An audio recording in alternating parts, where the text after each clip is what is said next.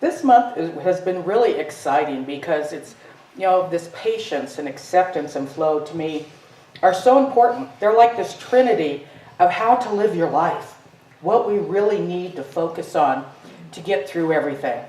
Patience is so interesting. Have you noticed in your lives how there's a constant war going on to wait?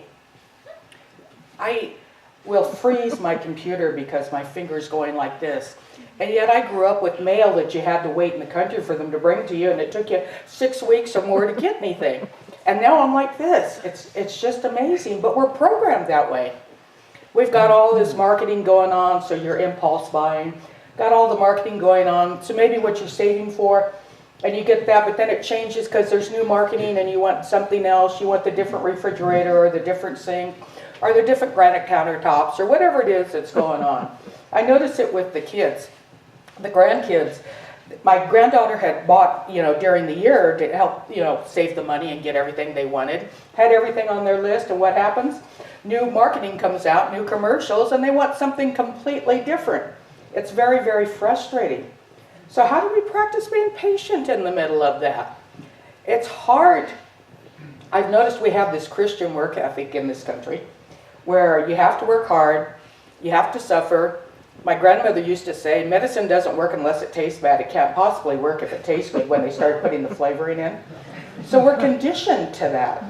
So how do we allow ourselves to just breathe and relax and know it's going to be okay, whatever it is? It's a daily struggle.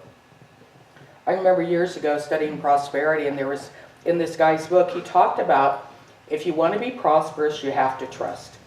And you have to trust source that it's going to come. And the way to do that is to stay in bed for a week.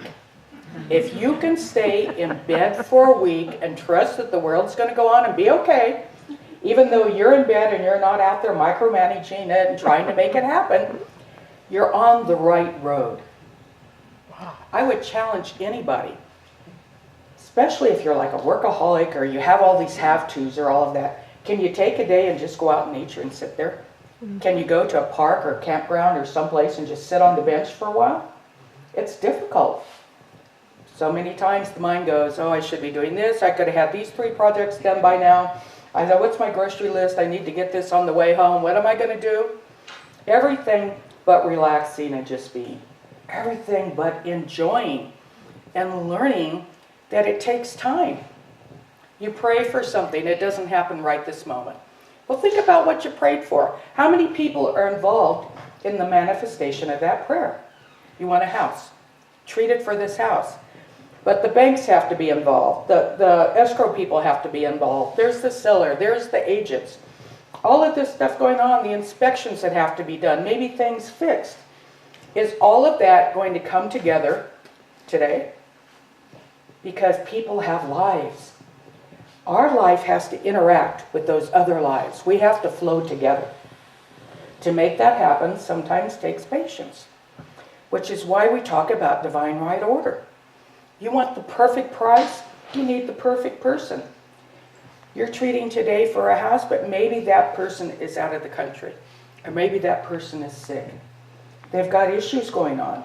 Somehow those issues and your life have to come together for the perfect thing to happen.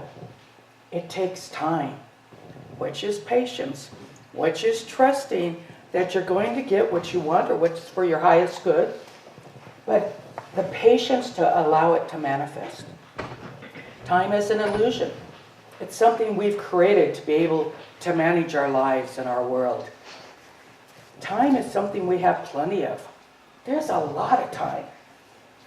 You can manage time. I can remember one time I was practitioner of the day. I woke up late, had to make it from where I lived into Fresno to the church. It's like 10 to 10 or whatever it was. And I talked to God. I've got to be there. This is important. It's a service. Please help me be on time. I swear to God, I walked in at 5 till, and it's a 20-minute drive. Things can happen when you're connected to Source and you're in the flow. But you need patience and you need acceptance to get in the flow. You can't make the river go faster than the river's going. It has a rhythm and a life of its own. So when you go in it, you're flowing at the rate that it's flowing, whatever that is. So if it's a slow trickle, you're going to go slowly. If it's fast, you're going to go fast. But accepting whatever it is. And it's all about our daily living. The patience, the trust, the coming from the heart, the asking for our highest good. That's what we're here for. To have a wonderful life full of love and caring and giving and sharing. I call us a dysfunctional family because we can love and appreciate and like, respect, and be with all of the differences that we all bring to the table. Every one of us different. We all see the world differently. We all have, as Jeff says, enlightenment, but our own form of enlightenment, our own form of decorating, our own form of being. To have the patience with those around you, excuse me, to appreciate what they are, to see the beauty in them, not what they're wearing, not how tall they are, not how their hair looks, but to look into their eyes and see the divine in them, the beauty in them, to appreciate, to love all our differences. If we were all the same, we'd be boring. Be like a row of robots. I can't think of anything more terrible than to everybody be alike. It's exciting to talk to people, to do things with them, to hear different viewpoints, to see different opinions. We don't have to see the same movies or read the same books. We don't have to like the same candidates. We don't have to vote the same way. Because we have choices, but choices that somehow come together to make a whole. I don't know if you've ever been in a situation where everybody's singing their soul song. Some are off key, some are perfect, they're all different keys, they're all different notes, all different clefs. But when you stand back and you're listening to them, it's the most beautiful thing you ever heard. It comes together. Something you think would be discordant is in harmony and flow and beauty. And that's what we bring together when we can be patient and we can accept what our lives are, what the world is, what's going on. I can remember being really young and hearing over and over, the only thing constant is change. And that is true. Things flow. They change. When you're in the river, you're not looking at the same rock all the time generally. You're passing a lot of rocks and a lot of trees and a lot of banks and a lot of grass and flowers. So we do here. Things are bad, but they get better.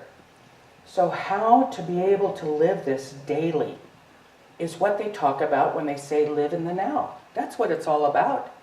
It's about this moment. Taking the time to be patient and trust and accepting that this is the most perfect moment you could ever have.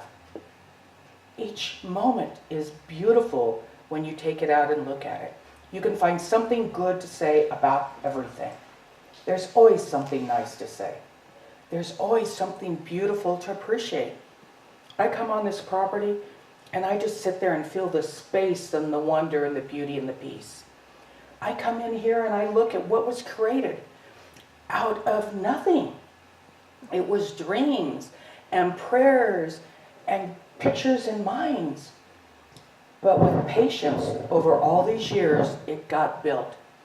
With the acceptance of what the flow was and the divine timing that it took, it came at the right time. It came with the people that came together to build it and to make it happen, to decorate it and to maintain it and to be part of it. It took everyone here to do that. It was Angie's dream, but he couldn't have had his dream if everyone hadn't contributed. The people that come in and clean, or clean up the wood in the back, or move things, or volunteer, or come and weed, all of this counts because in our flow we've come together.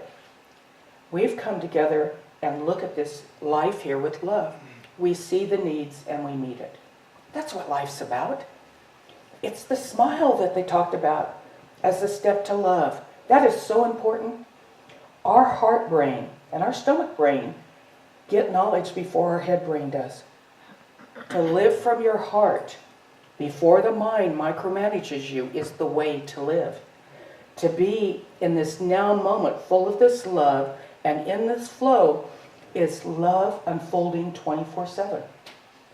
It is the most beautiful way to live. Granted, we're going to have days that aren't so good. We're going to have days when we're sick. We're going to have days when we're tired. We're going to have days when it looks like chaos. But you know what chaos does? Think of it. Chaos shakes something up, gets oxygen all around it. It brings life back to it. It's got energy moving. And out of that chaos of your day can come the most beautiful thing that ever happened to you or for you. When I look back over my life, and there was a lot of shit, a lot of shitty days, and a lot of bad decisions. But you know, I can now appreciate in hindsight what each one brought to me. And I used to lie on the floor crying at God going, how could I possibly have asked for this? You know, how can I be responsible for this? How can I do all of this? How can I move it? How? But I look back and I see how it spiritually matured me, how I was able to evolve in consciousness, how I was able to go to discernment and not as much judgment. And I still judge sometimes, I think we all do. But I'd like to think I do less than I used to. But how it all has gotten to where I'm actually proud of myself now. And I like myself. And there were days when I hated myself and thought I was the most disgusting thing on the planet. That's a big move. But it wouldn't have happened if all of those things hadn't occurred in my life. So I can look back now and bless and love those situations and not think I was crazy drunk on the nectar of the gods when I planned this life out before I came in. It's a good life. And if we can start looking at our lives and our daily experiences with the cup half full instead of half empty, then we're really in the flow. We're seeing the good. We're expecting the good. It can be little things. Something, you know, an affirmation like, I live and travel a first-class life. Those kind of things. Just working on the things that give us an overview of what we really want. If you've got the first-class life, you can have anything you want. You're going to have the money, the resources, the friends, everything you need to manifest and create what you want.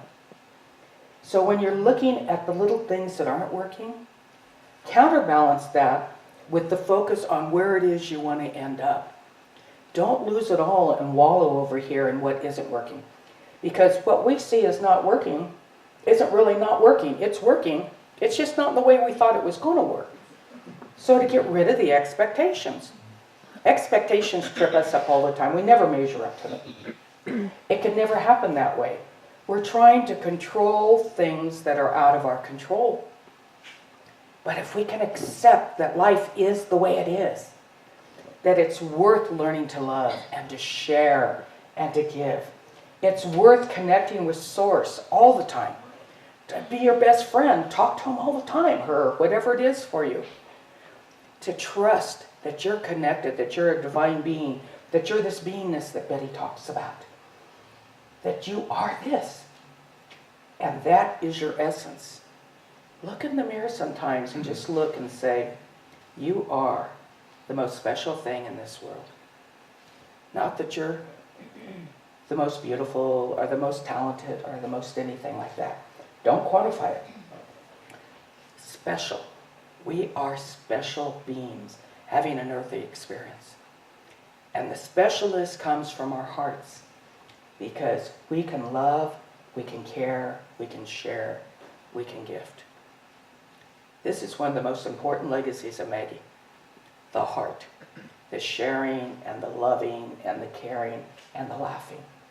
Keep that picture in your mind. That's what we want.